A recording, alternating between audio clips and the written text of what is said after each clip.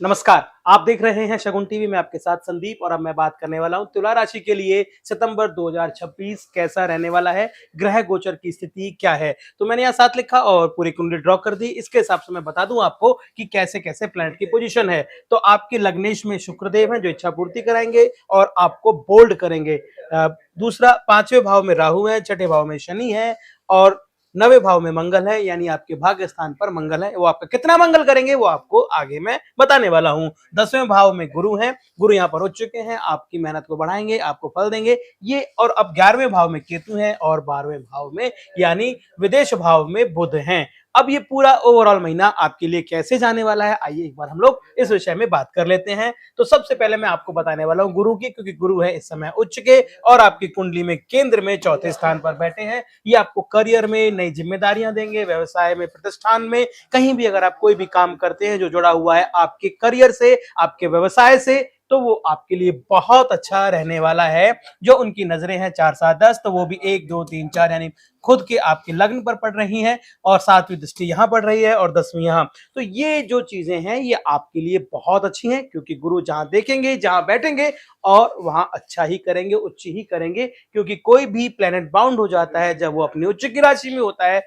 अच्छा फल देने के लिए। तो ये रहा गुरु की पोजीशन जो आपके लिए पद, काम और विस्तार के नए नए अवसर आपको प्रदान कराएगी। दूसरी, अब मैं बात कर लेता हूं शनि की। जो शनि है आपके लिए धन सॉरी ऋण, रोग और शत्रुओं के भाव यानी 6ठे भाव में ये है। अब ये यहां से विरोधियों से अगर आप पार पाएंगे, विरोधियों को आप जीत लेंगे।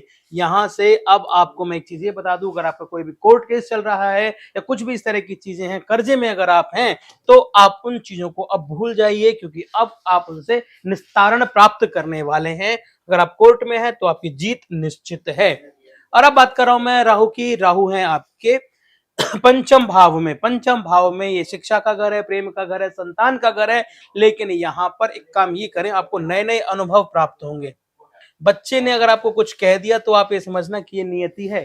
ये नए अनुभव का घर है, जहां से नए अनुभव प्राप्त होंगे। यहाँ प्रेम से नए अनुभव प्राप्त होंगे। शिक्षा अगर आप प्राप्त करना चाहते हैं तो शिक्षा में नए अनुभव आपको प्राप्त होंगे। निवेश कर रहे हैं जैसे शेयर मार्केट में, सट्टा में, कहीं भी, तो वो आपके लिए थोड़े से नए अनुभव वाले होंगे। तो आपको मेरा मानना है कि बचना चाहिए, नए निवेश से आपको बचना चाहिए, क्योंकि वो तो आपके हाथ में है, आपके संयम पर है, आपके धैर्य पर है कि आपको नए निवेश से बचना होगा। जल्दबाजी से कोई भी कार्य ना करें। चलिए अब मैं बात कर लेता हूं आगे की। आगे केतु। केतु है पंचम भाव में, सॉरी 11वें भाव में और सिंह राशि में। ये आपके लिए आय के नए स्रोत बनने से रोकते हैं, क्योंकि केतु का कार्य ही यहाँ पर ना आपको एकाग्रता देना है, आपको आध्यात्मिकता देना है, आपको अकेलापन देना है और नए नए अनुभव अचानक देना है। तो ये अगर आपके 11th हाउस में है तो ये आपको नेटवर्क में अप्रत्याशित बदलाव देंगे। आपने सोचा भी नहीं होगा कि ये काम ऐसे हो सकता है। वो जो बदलाव की जो है परिणीति है वो यहां से देखने को मिलेगी, क्योंकि यहां पर आपके 11th हाउस में केतु हैं। केतु बदलाव का द्योतक होते हैं। अब मैं बात कर रहा हूं आपको शुक्र की। शुक्र है आपकी तुला राशि में, शुक्र यानी स्वयं की राशि है आपकी, और यहाँ पर शुक्र है इच्छा। आपको बहुत इच्छावान हो जाएंगे आप। आपके मन में बहुत इच्छाएं होंगी कि मैं ये कर लूं, मैं वो कर लूं, मेरी इससे शादी हो जाए, मेरी ये चीजें हो जाए, मेरे को बहुत अच्छा घर मिल जाए। ये जो चीजें हैं, जो इच्छा वाली जो घर है, ये इच्छाएं कभी भी बुरी नहीं होती। जो उनके प्रयास है उनमें कमी होती है और जो तरीका है हो सकता है उसमें कमी हो, लेकिन इच्छाएं कभी भी गलत नहीं होती हैं। अब आपको इन इच्छाओं की पूर्ति के लिए क्या क्या कार्य करना है, ये बड़ी बात, अच्छी बात यह है कि क्योंकि 10th हाउस में यहाँ पर आपके गुरु हैं जो आपके करियर को देखते हैं, आपके दूसरी चीज व्यवसाय को देखते हैं, प्रतिष्ठानों को देखते हैं। यहां से आपको मदद मिलेगी, तो यानी आपकी इच्छा पूर्ति भी होगी। तो ओवरऑल ये महीना अच्छा। एक चीज और भी है, 9th हाउस। 9th हाउस होता है भाग्य का घर, पिता का घर। यहाँ पर मंगल देव है। मंगल आपका मंगल ही करेंगे, क्योंकि शुक्र और मंगल की दोनों की बनती है, दोनों मित्र ग्रह हैं। शुक्र और मंगल हमेशा अच्छा करेंगे आपके लिए। और इच्छा पूर्ति और एनर्जी दोनों चीजें एक साथ अगर लग जाएंगी तो आपके लिए बहुत अच्छा होने वाला है। तो यानी आपके भाग्य का साथ आपको मिलेगा, क्योंकि मंगल देव यहाँ पर हैं। इच्छा पूर्ति आपको शुक्र देंगे, तो ये चीजें आपके लिए बहुत अच्छी रहने वाली है। ओवरऑल ये महीना बहुत अच्छा रहेगा। तो स्वास्थ्य की मैं बात करता हूँ, थोड़ा सा आपको जैसी नियमित आपकी दिनचर्या है उसी को आप फॉलो करें।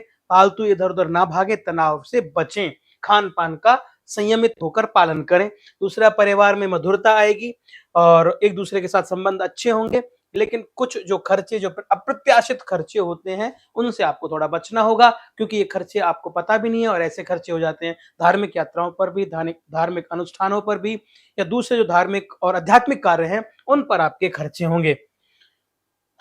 बाकी प्रेम विवाह या विवाह या दूसरी चीज़ों की मैं बात करता हूँ, तो यहाँ पर कुछ ऐसा ख़ास है नहीं, नियमित रूप से चलती रहेंगी चीज़ें।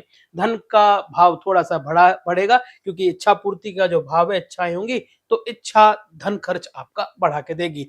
तो ये रहा ओवरऑल पूरा महीना आपका। अगर आप कुछ जानना चाहते हैं, कुछ बताना चाहते हैं, कुछ पूछना चाहते हैं, तो कमेंट बॉक्स में आइए, आप अपना सवाल मुझे लिख भेजिए। वीडियो में अंत तक बने रहने के लिए बहुत-बहुत धन्यवाद। नमस्कार।